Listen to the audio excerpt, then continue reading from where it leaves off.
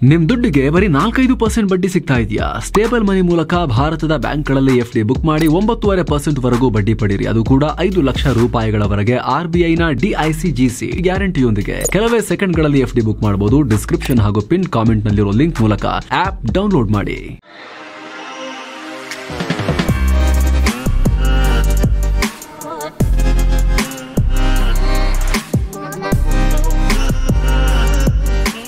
Hi friends, ದಿನದ ಎಲ್ಲ ಪ್ರಮುಖ ಸುದ್ದಿಯನ್ನು ನಿಮಗೆ ತಲುಪಿಸೋ mastmaga.comನ ಫುಲ್ ನ್ಯೂಸ್ಗೆ ಸ್ವಾಗತ. ನಾನು ಅಮರ್ ಪ್ರಸಾದ್. ಉತ್ತರ ಕನ್ನಡ ಜಿಲ್ಲೆ ಯಲ್ಲಾಪುರ ಬಳಿ ಭೀಕರ ಅಪಘಾತ ಉಂಟಾಗಿದೆ. ಹಾವೇರಿ ಜಿಲ್ಲೆ ಸವಣೂರಿನಿಂದ ಕುಮಟಾಗೆ ವ್ಯಾಪಾರಕ್ಕೆ ಅಂತ ಹೋಗ್ತಾ ಇದ್ದ ಹಣ್ಣು ತುಂಬಿದ್ದ ಲಾರಿ ಮಂಜು ಕವಿದ ವಾತಾವರಣದಲ್ಲಿ ಕಂಟ್ರೋಲ್ ತಪ್ಪಿ ರಸ್ತೆ ಬದಿಯ ಕಂಬಕ್ಕೆ ಡಿಕ್ಕಿ ಹೊಡೆದು ಪಲ್ಟಿಯಾಗಿದೆ. ಪರಿಣಾಮ 9 ಮಂದಿ ಸ್ಥಳದಲ್ಲೇ ಪ್ರಾಣ ಕಳ್ಕೊಂಡಿದ್ದಾರೆ. ಒಬ್ಬರು ಆಸ್ಪತ್ರೆಯಲ್ಲಿ ಪ್ರಾಣವನ್ನು ಕಳ್ಕೊಂಡಿದ್ದಾರೆ. ಈ ಮೂಲಕ ಅಪಘಾತದಲ್ಲಿ ಒಟ್ಟು 10 ಜನ ಪ್ರಾಣ ಕಳ್ಕೊಂಡಿದ್ದಾರೆ. ಅಲ್ಲದೆ ಹಲವಾರು ಜನ ಗಂಭೀರವಾಗಿ ಗಾಯಗೊಂಡಿದ್ದಾರೆ. ಇವರನ್ನೆಲ್ಲ ಹುಬ್ಬಳ್ಳಿಯ ಕಿಮ್ಸ್ಗೆ ದಾಖಲಿಸಲಾಗಿದೆ. ರಾಯಚೂರು ಜಿಲ್ಲೆ ಸಿಂಧನೂರಿನಲ್ಲೂ ಕೂಡ ಅಪಘಾತ ಉಂಟಾಗಿದೆ. ಕ್ರೂಸರ್ ಪಲ್ಟಿಯಾಗಿ ಚಾಲಕ ಮತ್ತು 3 ವಿದ್ಯಾರ್ಥಿಗಳು ಪ್ರಾಣವನ್ನು ಕಳ್ಕೊಂಡಿದ್ದಾರೆ. ಅಲ್ಲದೆ ಹಲವರು ಗಂಭೀರವಾಗಿ ಗಾಯಗೊಂಡಿದ್ದಾರೆ. ಗಾಯಗೊಂಡವರನ್ನ ಸಿಂಧನೂರಿನ ಸಾರ್ವಜನಿಕ ಆಸ್ಪತ್ರೆಗೆ ದಾಖಲಿಸಿ ಚಿಕಿತ್ಸೆ ಕೊಡಲಾಗ್ತಾ ಇದೆ. ಅಪಘಾತಕ್ಕೀಡಾಗಿ ಪ್ರಾಣ ಕಳ್ಕೊಂಡರ ಕುಟುಂಬಗಳಿಗೆ ಸಿಎಂ ಸಿದ್ದರಾಮಯ್ಯ ಸಾಂತ್ವನ ಹೇಳಿ ಪ್ರತ್ಯೇಕ ಅಪಘಾತಗಳಲ್ಲಿ ಸಾವನ್ನಪ್ಪಿದ ಪ್ರತಿ ವ್ಯಕ್ತಿಯ ಕುಟುಂಬಕ್ಕೆ ರಾಜ್ಯ ಸರ್ಕಾರದ ವತಿಯಿಂದ 3 ಲಕ್ಷ ರೂಪಾಯಿ ಸಹಾಯವನ್ನ ಘೋಷಿಸಿದ್ದಾರೆ. ಹಾಗೂ ಗಾಯಗೊಂಡವರಿಗೆ ಉಚಿತ ಚಿಕಿತ್ಸೆಯನ್ನ ಕೊಡ್ತೀವಿ ಅಂತ ಹೇಳಿದ್ದಾರೆ. ಇನ್ನು ಈ ಭೀಕರ ಅಪಘಾತಗಳಿಗೆ ಪಿಎಂ ನರೇಂದ್ರ ಮೋದಿ, ಗೃಹ ಮಂತ್ರಿ ಅಮಿತ್ ಶಾ ಕೂಡ ಸಂತಾಪ ಸೂಚಿಸಿದ್ದಾರೆ. ಹಾಗೆ ಮೃತ ವ್ಯಕ್ತಿಯ ಪ್ರತಿ ಕುಟುಂಬಕ್ಕೂ ಪಿಎಂ ನರೇಂದ್ರ ಮೋದಿ ಪ್ರಧಾನಮಂತ್ರಿ ಪರಿಹಾರ ನಿಧಿಯಿಂದ ತಲಾ 2 ಲಕ್ಷ ರೂಪಾಯಿ ಹಾಗೂ ಗಾಯಾಳುಗಳಿಗೆ ತಲಾ 50,000 ರೂಪಾಯಿ ಪರಿಹಾರವನ್ನ ಘೋಷಿಸಿದ್ದಾರೆ. ಇದು ಯಲ್ಲಾಪುರದ ಅಪಘಾತಕ್ಕೆ ಸಂಬಂಧಪಟ್ಟಂತೆ ಈ ಅನೌನ್ಸ್ಮೆಂಟ್ ಮಾಡಲಾಗಿದೆ. ಬೆಂಕಿ ಹತ್ಕೊಂಡಿದೆ ಅನ್ನೋ ವದಂತಿ ಕೇಳಿ ಭಯಪಟ್ಟು ಪ್ರಯಾಣಿಕರು ರೈಲಿನಿಂದ ಹೊರಕಾರಿರುವ ಘಟನೆ ಮಹಾರಾಷ್ಟ್ರದ ಜಲಗಾಂವ್ನಲ್ಲಿ ಆಗಿದೆ. ಪುಷ್ಪಕ್ ಎಕ್ಸ್ಪ್ರೆಸ್ ಟ್ರೈನ್ ನಲ್ಲಿದ್ದ ಪ್ರಯಾಣಿಕರು ಎದುರಿಂದ ಕರ್ನಾಟಕ ಎಕ್ಸ್ಪ್ರೆಸ್ ರೈಲು ಬರುತ್ತಿರುವಾಗಲೇ ಹಾರಿದ್ದಾರೆ. ಈ ವೇಳೆ ಕರ್ನಾಟಕ ಎಕ್ಸ್ಪ್ರೆಸ್ ಡಿಕ್ಕಿಯಾಗಿ ಕನಿಷ್ಠ 11 ಮಂದಿ ಪ್ರಾಣ ಕಳ್ಕೊಂಡಿದ್ದಾರೆ ಹಾಗೂ 6-7 ಮಂದಿ ಗಾಯಗೊಂಡಿದ್ದಾರೆ ಅನ್ನೋ ಮಾಹಿತಿ ಸಿಗ್ತಾ ಇದೆ. ಈ ಸಂಖ್ಯೆ ಇನ್ನಷ್ಟು ಹೆಚ್ಚಾಗಬಹುದು ಅಂತ ಹೇಳಲಾಗ್ತಿದೆ. ಸದ್ಯ ಘಟನಾ ಸ್ಥಳಕ್ಕೆ ರೈಲ್ವೆ ಅಧಿಕಾರಿಗಳು ಹಾಗೂ ಸಿಬ್ಬಂದಿ ಭೇಟಿ ನೀಡಿ ಪರಿಶೀಲಿಸ್ತಾ ಇದ್ದಾರೆ. ಉತ್ತರ ಪ್ರದೇಶದ ಮಹಾಕುಂಭಮೇಳ ಇದೀಗ 10ನೇ ದಿನಕ್ಕೆ ಕಾಲಿಟ್ಟಿದೆ. ಉತ್ತರ ಪ್ರದೇಶದ ಸಿಎಂ ಯೋಗಿ ಆದಿತ್ಯನಾಥ್ ತಮ್ಮ ಕ್ಯಾಬಿನೆಟ್ ಸಮೇತ ತ್ರಿವೇಣಿ ಸಂಗಮದಲ್ಲಿ ಪವಿತ್ರ ಸ್ನಾನ ಮಾಡಿದ್ದಾರೆ. ಈ ಕುಂಭಮೇಳ ಶುರುವಾದಾಗಿನಿಂದ ಜನವರಿ 21ರವರೆಗೆ ತ್ರಿವೇಣಿ ಸಂಗಮದಲ್ಲಿ ಒಟ್ಟು 9.24 ಕೋಟಿ ಜನ ಪವಿತ್ರ ಸ್ನಾನ ಆಲ್ರೆಡಿ ಮಾಡಿದ್ದಾರೆ. ಇನ್ನು ಕುಂಭಮೇಳ ಅದೆಷ್ಟು ಅದ್ದೂರಿ ಮತ್ತು ದೊಡ್ಡದಾಗಿದೆ ಅಂತ ಇಸ್ರೋ ತೋರಿಸಿದೆ. ಸ್ಪೇಸ್ನಿಂದಲೂ ಕುಂಭಮೇಳ ಕಾಣಿಸ್ತಾ ಇತ್ತು. ಅದರ ಸ್ಯಾಟಲೈಟ್ ಇಮೇಜಸ್ ಅನ್ನ ಇಸ್ರೋ ರಿಲೀಸ್ ಮಾಡಿದೆ. ಪವಿತ್ರ ಸ್ನಾನ ಮಾಡುವ ಸ್ಥಳದಲ್ಲಿ ಲಕ್ಷಾಂತರ ಭಕ್ತಾದಿಗಳು ಬಂದು ಸೇರಿರೋದು ಹಾಗೂ ಕುಂಭಮೇಳಕ್ಕೆ ಅಂತಲೇ ನಿರ್ಮಾಣ ಮಾಡಲಾಗಿರೋ ಟೆಂಟ್ಗಳೆಲ್ಲ ಸ್ಯಾಟಲೈಟ್ ಇಮೇಜಸ್ ಅಲ್ಲಿ ಕಾಣಿಸಿವೆ. ಯುಪಿ ಅಧಿಕಾರಿಗಳ ಪ್ರಕಾರ ಕುಂಭಮೇಳದಲ್ಲಿ ಒಟ್ಟು 1.6 ಲಕ್ಷ ಟೆಂಟ್ಗಳು ಮತ್ತು 50,000 ಅಂಗಡಿಗಳನ್ನು ನಿರ್ಮಾಣ ಮಾಡಲಾಗಿದೆ. ಇದೆಲ್ಲದರ ನಡುವೆ ಕುಂಭಮೇಳದಲ್ಲಿ ಹಿಂದೂ ದೇವರ ಬಗ್ಗೆ ಅವಹೇಳನ ಮಾಡಿರೋ ಕಾರಣಕ್ಕೆ ಇಬ್ಬರನ್ನ ಅರೆಸ್ಟ್ ಮಾಡಲಾಗಿದೆ. ಇವರಿಬ್ಬರು ಯುಪಿ ಮೂಲದವರಾಗಿದ್ದು ಇದರಲ್ಲಿ ಒಬ್ಬ ಪತ್ರಕರ್ತ ಕೂಡ ಇದ್ದಾನೆ. ಇವರಿಬ್ಬರು ಸೋಷಿಯಲ್ ಮೀಡಿಯಾದಲ್ಲಿ ಹಿಂದೂ ದೇವರ ಬಗ್ಗೆ ಆಕ್ಷೇಪಾರ್ಹ ಪೋಸ್ಟ್ಗಳನ್ನು ಹಾಕಿದ್ದ ಆರೋಪ ಇದೆ. ಈ ವಿಚಾರ ಪೊಲೀಸರ ಗಮನಕ್ಕೆ ಬಂದು ಈಗ ಅರೆಸ್ಟ್ ಮಾಡಲಾಗಿದೆ. ಅಮೆರಿಕದಲ್ಲಿ ಅಧಿಕಾರಕ್ಕೆ ಬರ್ತಾ ಇದ್ದ ಹಾಗೆ ಡೊನಾಲ್ಡ್ ಟ್ರಂಪ್ ಅಕ್ರಮ ವಲಸಿಗರಿಗೆ ಕಡಿವಾಣ ಹಾಕೋಕೆ ಪ್ರಯತ್ನ ಶುರು ಮಾಡಿದ್ದಾರೆ. ಅಮೆರಿಕ ಮೆಕ್ಸಿಕೋ ಗಡಿಯುದ್ದಕ್ಕೂ ತುರ್ತು ಪರಿಸ್ಥಿತಿ ಘೋಷಿಸಿ ಸೇನೆ ಕಳಿಸಿ ಆಗಿದೆ. ಈ ನಡುವೆ ಅಮೆರಿಕ ಮೆಕ್ಸಿಕೋ ಗಡಿಯಲ್ಲಿ ಹಮಸ್ ಮಾದರಿಯ ಸೀಕ್ರೆಟ್ ಅಂಡರ್ ಗ್ರೌಂಡ್ ಟನಲ್ಗಳು ಪತ್ತೆಯಾಗಿವೆ. ಸುಮಾರು 300 ಮೀಟರ್ ಉದ್ದದ ಟನಲ್ ಇದು ಅಮೆರಿಕದ ಟೆಕ್ಸಾಸ್ನಲ್ಲಿರೋ ಎಲ್ ಪಾಜೋ ಮತ್ತು ಮೆಕ್ಸಿಕೋದ ಸಿಯುಡಾಡ್ ವಾರೆಸ್ ನಗರಗಳನ್ನು ಕನೆಕ್ಟ್ ಮಾಡುತ್ತೆ. ಇದರ ಒಳಗೆ ಲೈಟ್ ಮತ್ತು ವೆಂಟಿಲೇಷನ್ ಸೌಲಭ್ಯ ಕೂಡ ಇದೆ.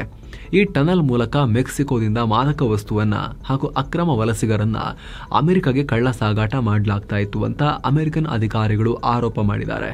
ಅಮೆರಿಕ ಸೇನೆ ಗಡಿಯಲ್ಲಿ ಗಸ್ತು ತಿರುಗ್ತಾ ಇದ್ದ ವೇಳೆ ಈ ಟನಲ್ ಪತ್ತೆಯಾಗಿದೆ.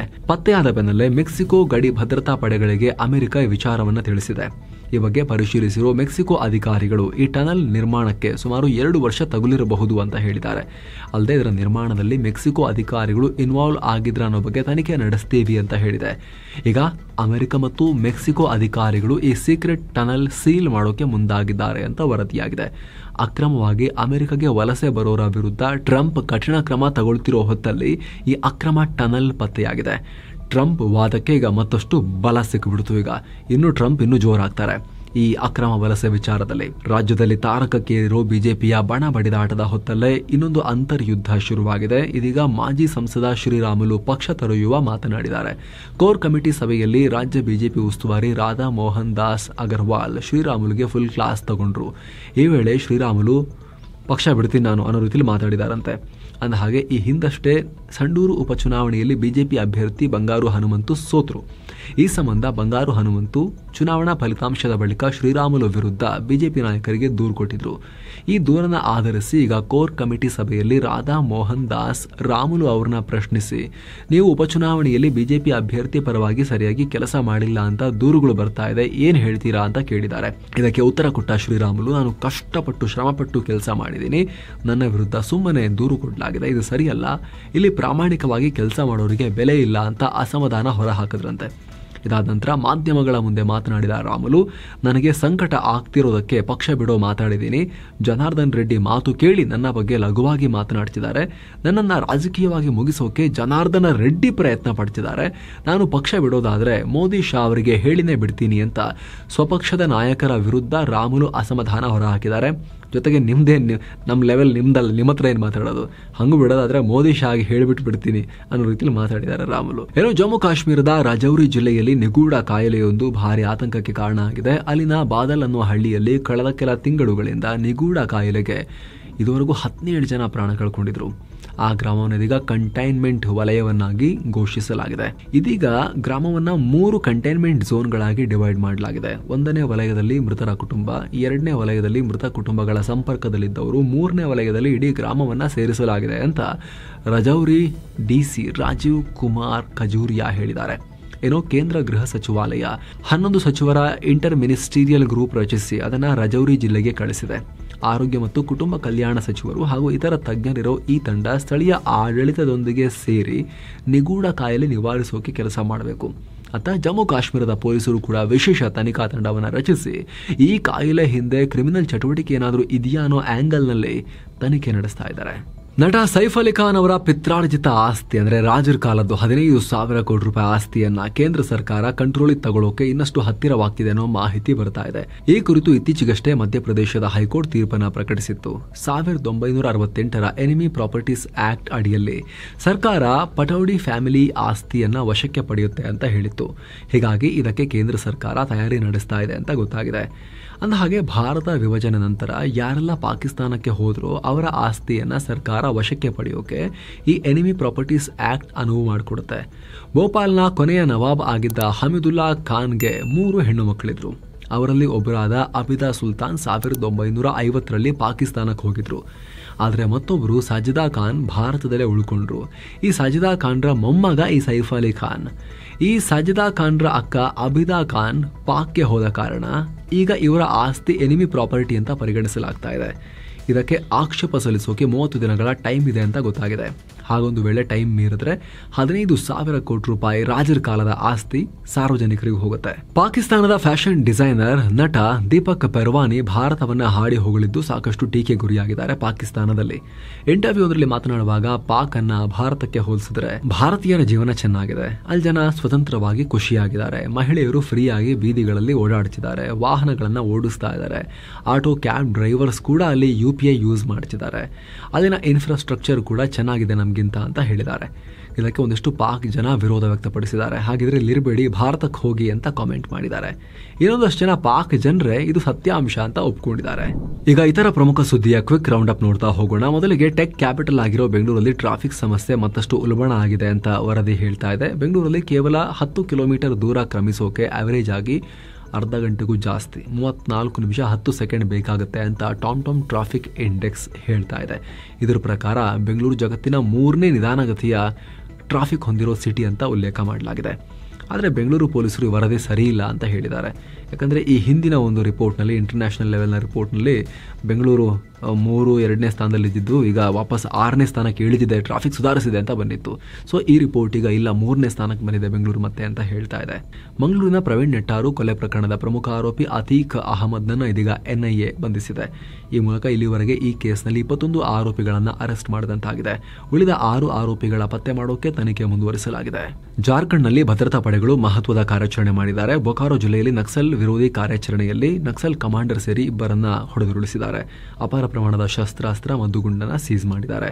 ಇನ್ನು ಮಹತ್ವದ ಬೆಳವಣಿಗೆಯಲ್ಲಿ ಮುಂಬೈ ಪೊಲೀಸರು ಮತ್ತೆ 20 ಅಕ್ರಮ ಬಾಂಗ್ಲಾ ವಲಸಿಗರನ್ನ ವಶಕ್ಕೆ ಪಡ್ಕೊಂಡಿದ್ದಾರೆ. ಈ ಮೂಲಕ 20 ದಿನಗಳಲ್ಲಿ 138 ಬಾಂಗ್ಲಾ ಪ್ರಜೆಗಳನ್ನ ಹಿಡಿದು ಹಾಕಲಾಗಿದೆ. ಏನೋ ರೇಣುಕಾಸ್ವಾಮಿ ಕೊಲೆ ಪ್ರಕರಣದ ಆರೋಪಿ ನಟ ದರ್ಶನ್ ಸೇರಿ ಈ ಪ್ರಕರಣದ 7 ಆರೋಪಿಗಳ ಜಾಮೀನು ಕ್ಯಾನ್ಸಲ್ ಮಾಡಬೇಕು ಅಂತ ಸುಪ್ರೀಂ ಕೋರ್ಟ್ಗೆ ಪೊಲೀಸರು ಅರ್ಜಿ ಹಾಕಿದ್ದಾರೆ.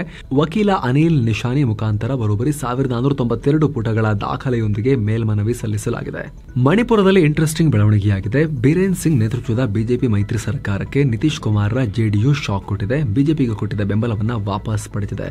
ಬಿಹಾರ ಎಲೆಕ್ಷನ್ ಟೈಮ್ನಲ್ಲಿ ಜೆಡಿಯುವನ್ನು ಉಳಿಸ್ಕೊಳ್ಳೋಕೆ ಬಿಜೆಪಿ ಅವ್ರನ್ನ ಒಲಿಸಿಕೊಳ್ಳೋಕೆ, ಅವ್ರನ್ನ ಹೈಜಾಕ್ ಮಾಡೋಕೆ ಆರ್ಜೆಡಿ ಮತ್ತು ಕಾಂಗ್ರೆಸ್ ಪ್ರಯತ್ನ ಪಡ್ತಿರೋ ನಡುವೆನೆ ನಿತೀಶ್ ಕುಮಾರ್ ಸಣ್ಣದಾಗಿ ಬಿಜೆಪಿ ಚೂಟಿದ್ದಾರೆ. ಬಿಹಾರದಲ್ಲಿ ಏನ್ ಮಾಡ್ತಾರೋ ಅನ್ನೋ ಆತಂಕ ಬಿಜೆಪಿ ಕಾಡ್ತಾ ಇದೆ. ಈಗ ಭಾರತ ಮತ್ತು ಇಂಗ್ಲೆಂಡ್ ನಡುವಿನ 5 ಪಂದ್ಯಗಳ T20 ಸರಣಿಯ ಮೊದಲ ಪಂದ್ಯ ಕೋಲ್ಕತ್ತಾದಲ್ಲಿ ಶುರುವಾಗಿದೆ. ಟಾಸ್ ಗೆದ್ದ ಟೀಮ್ ಇಂಡಿಯಾ ಮೊದಲು ಬೌಲಿಂಗ್ ಆಯ್ಕೆ ಮಾಡಿಕೊಂಡಿದೆ. ಫುಲ್ ನ್ಯೂಸ್ ರೆಕಾರ್ಡ್ ಆಗೋ ಟೈಮ್ನಲ್ಲಿ ಸ್ಕೋರ್ ಕಾರ್ಡ್ ಈ ರೀತಿಯಾಗಿತ್ತು. ಹರ್ಷದೀಪ್ ಸಿಂಗ್ 97 ವಿಕೆಟ್ ತೆಗೆಯುವ ಮೂಲಕ T20ಯಲ್ಲಿ ಭಾರತದ ಪರ ಅತಿ ಹೆಚ್ಚು ವಿಕೆಟ್ ತೆಗೆದ ಸಾರ್ವಕಾಲಿಕ ಬೌಲರ್ ಅನ್ನೋ ಸಾಧನೆಯನ್ನ ಕೂಡ ಮಾಡಿದ್ದಾರೆ ಈ ಮ್ಯಾಚ್ ನಲ್ಲಿ.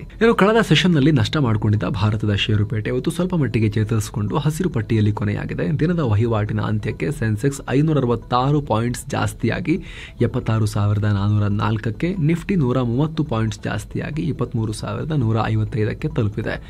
ಬ್ಯಾಂಕಿಂಗ್ ಮತ್ತು ಐಟಿ ಸೆಕ್ಟರ್ಗಳು ಮಾರುಕಟ್ಟೆಗೆ ಬೂಸ್ಟ್ ಕೊಟ್ಟಿವೆ. ಜಾಗತಿಕ ಮಾರುಕಟ್ಟೆಯ ಪಾಸಿಟಿವ್ ಬೆಳವಣಿಗೆ, ಡಾಲರ್ ಮುಂದೆ ರೂಪಾಯಿ ಮೌಲ್ಯ ಸ್ವಲ್ಪ ಚೇತರಿಕೆ, ಅಮೆರಿಕ ಅಧ್ಯಕ್ಷ ಡೊನಾಲ್ಡ್ ಟ್ರಂಪ್ ಟ್ಯಾರಿಫ್ ಬಗ್ಗೆ ಸದ್ಯ ಕಟ್ಟುನಿಟ್ಟಾಗಿ ಏನೂ ಕೂಡ ಘೋಷಣೆ ಮಾಡಿಲ್ಲ, ಭಾರತದ ಬಗ್ಗೆ ಮೆನ್ಷನ್ನೇ ಮಾಡಿಲ್ಲ ಸದ್ಯಕ್ಕೆ. ಹಾಗಾಗಿ ಮಾರುಕಟ್ಟೆಯಲ್ಲಿ ಚೇತರಿಕೆ ಕಂಡು ಬಂದಿದೆ. ಆದರೆ ಟ್ರಂಪ್ರ ಟ್ರೇಡ್ ಪಾಲಿಸಿ ಕುರಿತು ಅನಿಶ್ಚಿತತೆ ಹಾಗೇ ಇದೆ.